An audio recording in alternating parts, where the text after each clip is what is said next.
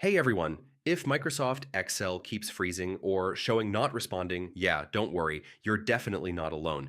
In this quick guide, I'll walk you through several simple fixes that usually solve the problem fast. So let's jump right in.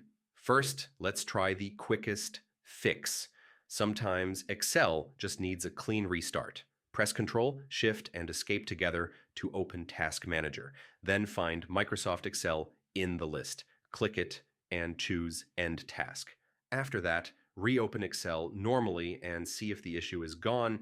If Excel still freezes, the next step is to open it in safe mode. This disables add-ins that often cause problems.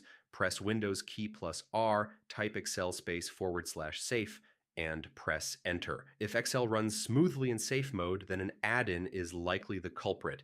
Now, if safe mode worked, let's disable those add-ins. Open Excel normally, go to File, then Options, then Add-ins.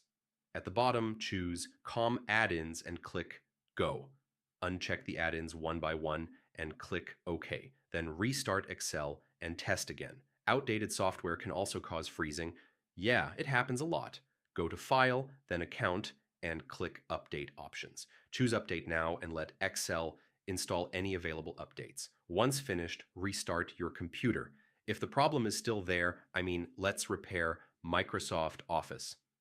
Open Control Panel, go to Programs and Features, find Microsoft Office in the list, and click Change. Then select Quick Repair first. If needed, you can later try Online Repair. Finally, if Excel only freezes with certain files, the workbook might be too large or heavy. Try closing other programs to free up memory or split very large spreadsheets into smaller files.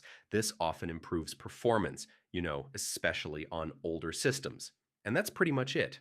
One of these fixes usually gets Excel running smoothly again. If this helped you out, feel free to drop a like and subscribe for more quick tech fixes.